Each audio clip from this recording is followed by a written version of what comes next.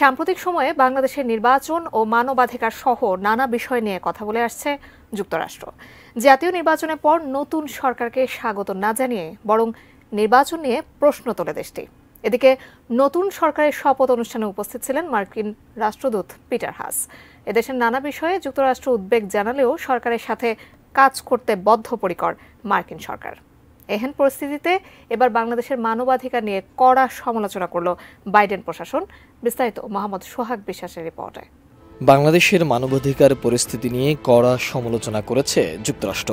তারা বলছে, বাংলাদেশে স্বাধীন আন্দোলনে বাধা দেয়া হচ্ছে, আছে অবাধ ও সুষ্ঠু নির্বাচনের মাধ্যমে শান্তিপূর্ণভাবে তাদের সরকার পরিবর্তনে নাগরিকদের অক্ষমতা।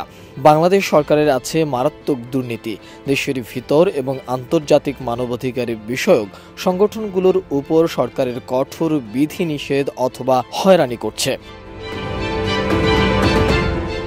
সোমবার বার্ষিক ওই প্রতিবেদন প্রকাশ করা হয়। বাংলাদেশে 2023 সালের মানবাধিকার পরিস্থিতি উল্লেখযোগ্য পরিবর্তন হয়নি বলে যুক্তরাষ্ট্রের পররাষ্ট্র দপ্তরের প্রতিবেদনে বলা হয়েছে। এতে বলা হয়, বাংলাদেশে বিচার বহির্ভূত হত্যাকাণ্ড সহ বিধি বহির্ভূত হত্যা, গুম, নির্যাতন, স্বেচ্ছাচারমূলক আটক, গ্রেফতার, বিচার বিভাগের স্বাধীনতায় গুরুতর সমস্যা, রাজনৈতিক বন্দী, মতপ্রকাশ ও সংবাদ মাধ্যমের স্বাধীনতায় বাধা, শান্তিপূর্ণ সভা সমাবেশে হস্তক্ষেপ, রাজনৈতিক কর্মসূচিতে অযৌক্তিক বিধিনিষেধ এবং সুষ্ঠু ও অবাধ নির্বাচনের মাধ্যমে জনগণের সরকার পরিবর্তনের সুযোগ না থাকা সহ নানা ধরনের মানবাধিকার লঙ্ঘনের গ্রহণযোগ্য খবর রয়েছে। মার্কিন পররাষ্ট্র দপ্তর বলছে, মানবাধিকার লঙ্ঘনের ঘটনায় ব্যাপকভাবে দায়মুক্তি দেওয়ার অনেক খবর রয়েছে। বেশিরভাগ ক্ষেত্রে মানবাধিকার লঙ্ঘনের ঘটনায় জড়িত থাকতে পারেন এমন কর্মকর্তা বা নিরাপত্তা বাহিনীর সদস্যদের শনাক্ত ও শাস্তি দিতে সরকার গ্রহণযোগ্য পদক্ষেপ নেয়নি। প্রতিবেদনে আরও বলা হয়, সরকার বা সরকারি সংস্থা বিচার বহির্ভূত হত্যাকাণ্ড সহ বিধি বহির্ভূত হত্যাকাণ্ড ঘটিয়েছে বলে খবর রয়েছে।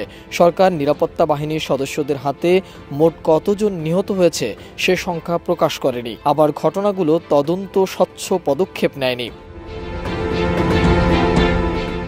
বিচার বহির্ভূত হত্যাকাণ্ড বিগত বছরের তুলনায় কমেছে উল্লেখ করে প্রতিবেদনে বলা হয়েছে, মানবাধিকার সংগঠন আইন ও সালিশ কেন্দ্র 2023 সালের জানুয়ারি থেকে সেপ্টেম্বর মাস পর্যন্ত 8 জনের বিচার বহির্ভূত হত্যাকাণ্ডের শিকার বা আইন শৃঙ্খলা রক্ষাকারী বাহিনীর হেফাজতে থাকাকালে মৃত্যু হওয়ার কথা বলছে। আরেকটি মানবাধিকার সংগঠন একই সময়ে 12 জনের বিচার বহির্ভূত হত্যাকাণ্ডের শিকার হওয়ার খবর দিয়েছে। বাংলাদেশে আইন শৃঙ্খলা রক্ষাকারী বাহিনীর সদস্যদের হাতে গুম ও অপহরণের ঘটনা অব্যাহত রয়েছে বলেও প্রতিবেদনে উল্লেখ করা হয়েছে। প্রতিবেদনে বলা হয়েছে, বাংলাদেশে মতপ্রকাশের স্বাধীনতার উপর উল্লেখযোগ্য মাত্রায় সীমাবদ্ধতা রয়েছে। হয়রানি ও প্রতিহিংসামূলক পদক্ষেপের ভয়ে সংবাদকর্মী ও ব্লগাররা সরকারের সমালোচনার ক্ষেত্রে আত্মনিয়ন্ত্রণ করে থাকেন। মোহাম্মদ সোহাগ বিশ্বাস, এটিএন নিউজ, ঢাকা।